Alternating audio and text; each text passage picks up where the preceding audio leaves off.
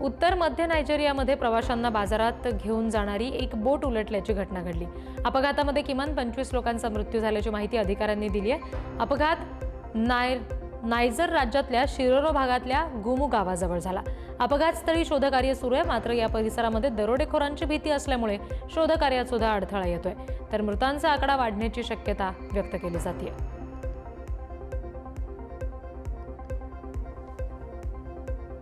चीनच्या बीजिंगमध्ये प्रचंड मोठा पूर आला। बीजिंग जवळच्या तायशीतून या गावामध्ये मुसळधार पावसामुळे रस्त्यांना अक्षरशः नद्यांचं स्वरूप आलं। पुरामुळे रस्ते, घरं, दुकानं त्यासह शेती सुद्धा पाण्याखाली गेली। अनेक ठिकाणी विजेचे खांब, झाडं उन्मळून पडली आहेत। दरम्यान आम्ही असा पाऊस कधीच पाहिला नाही अशी प्रतिक्रिया तिथल्या स्थानिकांनी दिलेली आहे आणि त्यामुळे इंटरनेट, वीज सेवा खंडित झाली असून पेट्रोल पंप सुद्धा बंद झाले। ठिकठिकाणी बचाव पथकं मदतीसाठी तैनात आहेत। पावसाचा पुन्हा एकदा इशारा देण्यात आल्यामुळे बीजिंगमध्ये आपत्कालीन पूर प्रतिसादाची पातळी वाढवली गेली आहे।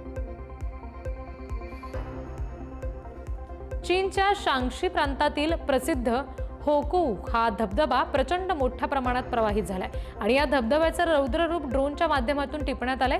1200 घनमीटर प्रति सेकंद वेगाने वाहणाऱ्या या पाण्याला पाहून पर्यटक सुद्धा थक्क झालेत। हे दृश्य 1990च्या 50 युआन नोटेवरील प्रसिद्ध असलेल्या लँडस्केप सारखं दिसतंय।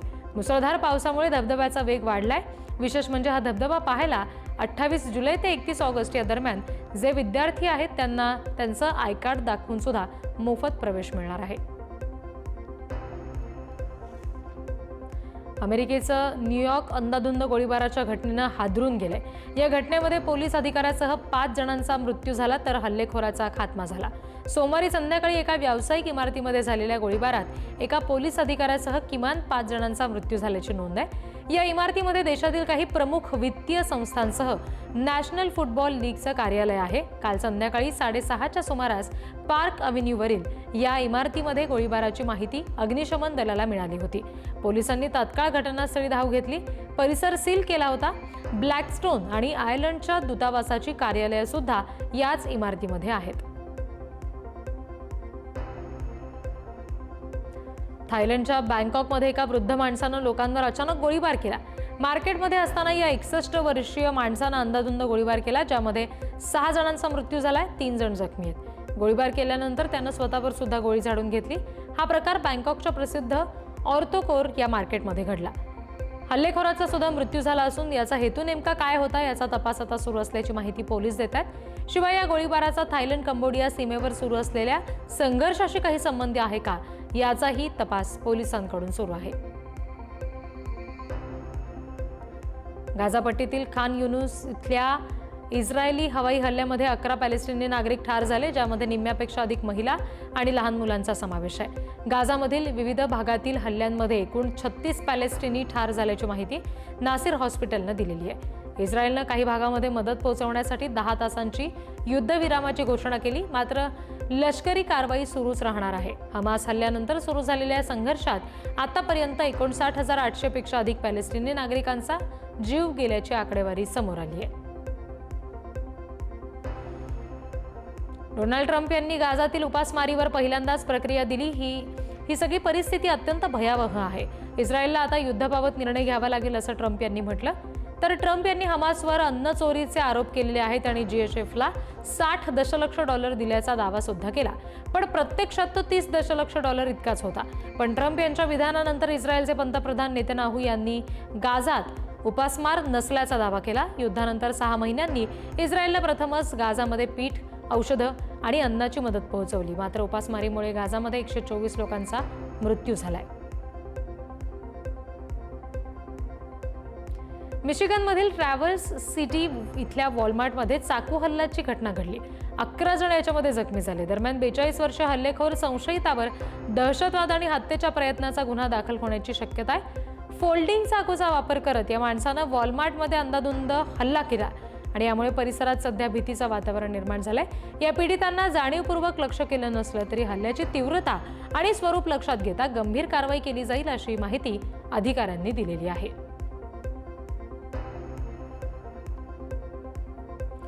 जर्मनीमध्ये एक प्रवासी ट्रेन रुळावरून घसरली आणि 3 लोकांचा मृत्यू झाला तर अनेक जण गंभीर जखमी झालेत। म्युनिकच्या पश्चिमेला जवळपास 158 किलोमीटर अंतरावर असलेल्या रिडलिंगेन जवळ ही घटना घडली.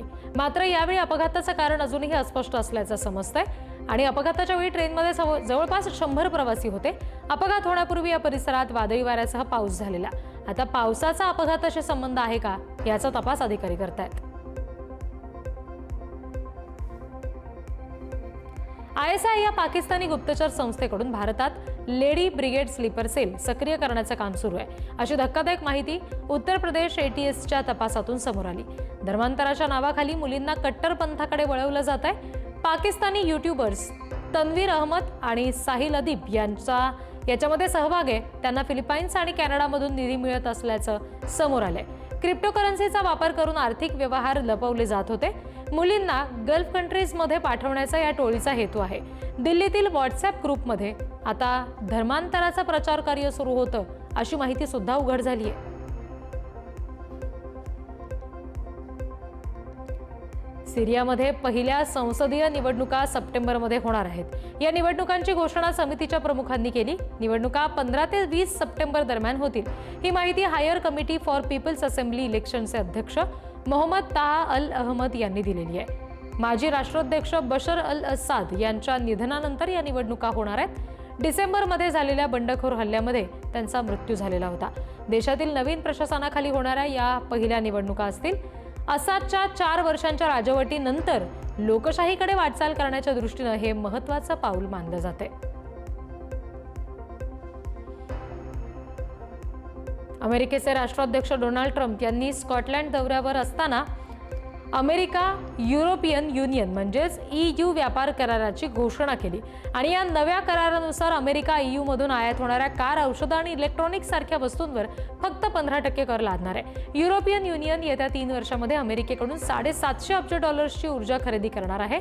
तसंच EU अमेरिकेमध्ये फार्मा, ऑटो आणि संरक्षण क्षेत्रात $600 अब्ज ची गुंतवणूक करणार आहेत आणि विमानं, सेमीकंडक्टर, कृषी उत्पादनं यांच्यावरचा कर सुद्धा रद्द होणार आहे. स्टील आणि ॲल्युमिनियमवर मात्र 50% कर कायम आहे.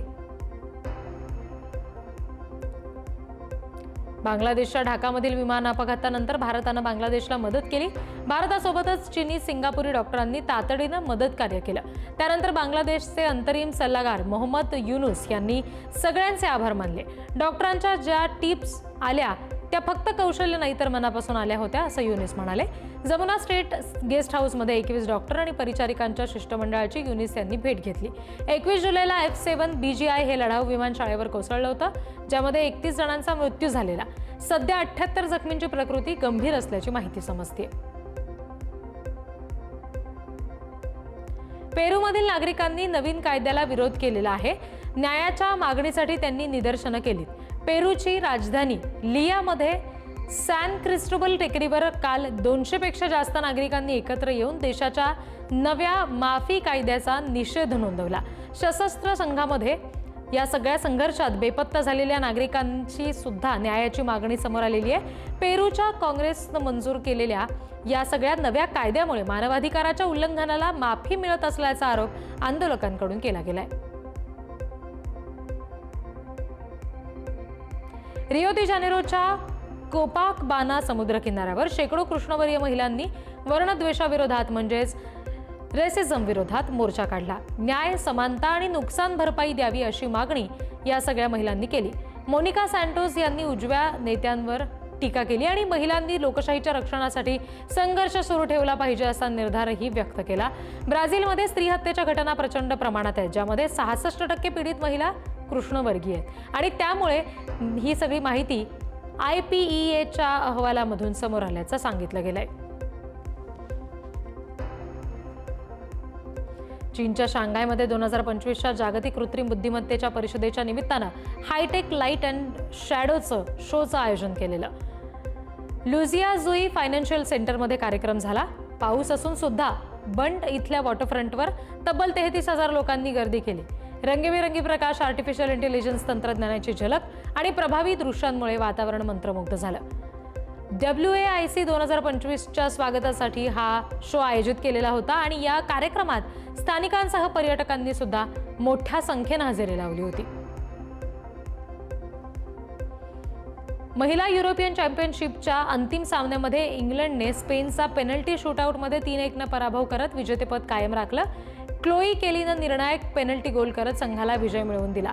गोलकीपर हॅनाने स्पेनच्या 2 स्टार खेळाडूंचे गोल अडवले, तर अलेसियानं 75व्या मिनिटाला बरोबरीचा गोल केला आणि इंग्लंडनं उपांत्यपूर्व फेरीतील कामगिरीची पुनरावृत्ती करत आणखी एक ऐतिहासिक विजय मिळवला.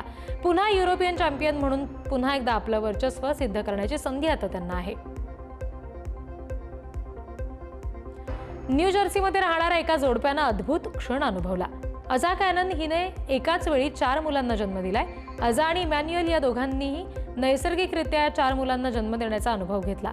गर्भधारणेवेळी पोटाचा आकार बघून ते जुळे असावेत असा अंदाज डॉक्टरांनी बांधला, पण अल्ट्रासाऊंडमध्ये चौघं असल्याचं दिसलं.